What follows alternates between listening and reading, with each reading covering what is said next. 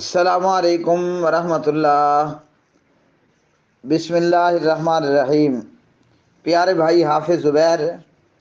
سوال یہ ہے کہ آپ نے پوچھا، کسی دوست کا کہنا ہے کہ ڈاکٹر اسرار صاحب اپنے کسی بیان میں کہتے ہیں کہ رفع الیدین کے ساتھ اور بغیر رفع الیدین کے نماز دونوں طریقوں پر نبی پاک علیہ السلام کی سنت ہے اور آپ کا طریقہ ہے۔ بات یہ ہے کہ ہمارے پیارے نبی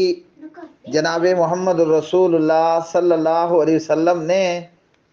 ہمیشہ رفع الیدین کے ساتھ ہی نماز پڑھی ہے۔ نماز کے آغاز میں رفع الیدین کرنا، دونوں ہاتھوں کو کندھوں کے برابر اٹھا لینا یا ہاتھوں کو کانوں کی لو برابر اٹھانا، رکوع جاتے ہوئے رفع الیدین کرنا اور رکوع سے سر اٹھا کر رفع الیدین کرنا، 4 رکعت اور 3 رکعت نماز میں تیسری رکعت کے آغاز میں رفع الیدین کرنا اور پھر قیام کے لیے ہاتھ باندھ لینا۔ تو ڈاکٹر اسرار صاحب نے اگر اپنی کسی ویڈیو کے اندر ایسا کہا ہے کہ پیارے نبی جناب محمد الرسول اللہ صلی اللہ علیہ وسلم سے رفع الیدین کے ساتھ بھی نماز ثابت ہے اور بغیر رفع الیدین بھی نماز ثابت ہے، اور دونوں طریقوں پر نبی پاک علیہ السلام نے نماز پڑھی ہے، رفع الیدین کے ساتھ بھی اور بغیر رفع الیدین کے بھی، تو حضرت ڈاکٹر اسرار صاحب کی یہ بات ہرگز درست نہیں ہے، بلکہ پیارے نبی علیہ الصلوۃ والسلام سے تواتر کے ساتھ ایسی روایات مروی ہیں کہ جن کے راوی عبداللہ بن عمر ہیں، یا جن کے راوی وائل بن حجر ہیں، یا جن کے راوی جو ہے وہ دیگر صحابہ کرام رضوان اللہ علیہ مجمعین میں سے مالک ابن حویرث ہیں، اور اسی طرح رفع الیدین کی دیگر روایات جو تواتر کو پہنچتی ہیں، ان میں حضور نبی کریم علیہ الصلوۃ والسلام کا مذکورہ مقام پر رفع الیدین کرنا ثابت ہے، نہ کرنا، چھوڑ دینا یا رفع الیدین سے منع کر دینا ممانعت ثابت نہیں ہے۔ اس سلسلے میں جو روایات پیش کی جاتی ہیں، نمبر 1 کہ ان روایات کا رفع الیدین عند الافتتاح یا رفع الیدین قبل الرکوع یا رفع الیدین جو ہے وہ بعد الرکوع ثابت ہی نہیں ہے،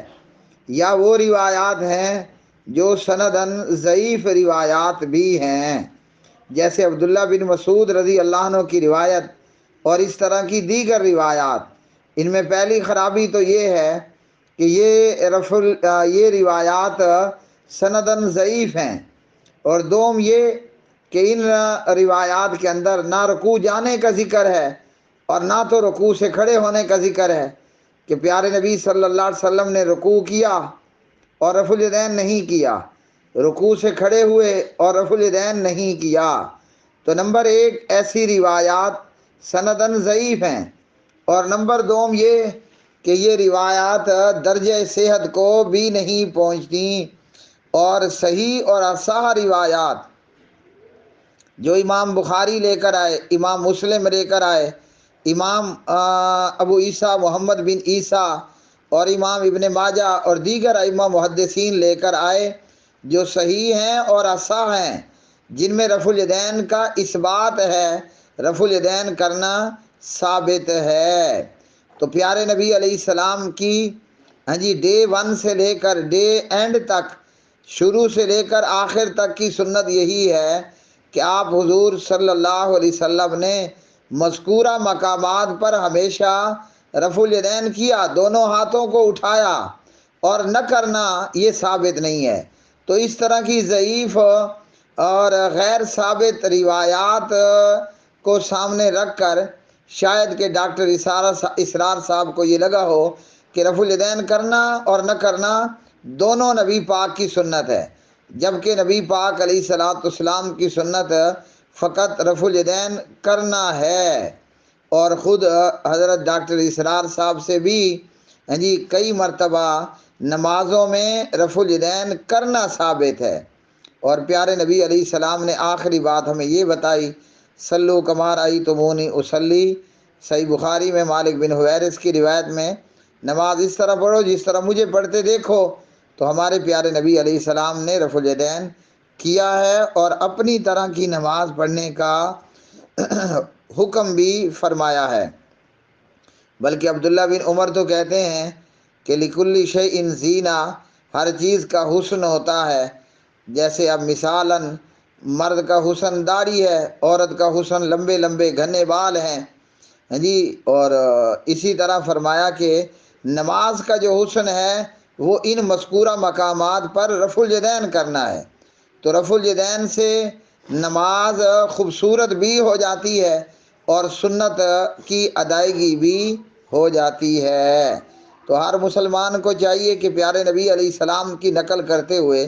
اپنی نماز میں ان مذکورہ مقامات پر رفع الیدین کرے۔ نماز کے آغاز میں تکبیر تحریمہ کے وقت، رکوع جاتے وقت رکوع سے سر اٹھا کر جب کھڑا ہو تو رفع الیدین کرے، اور تیسری رکعت کے آغاز میں رفع الیدین کرے جب نماز 4 یا 3 رکعت کی ہے۔ وما علینا الا البلاغ المبین۔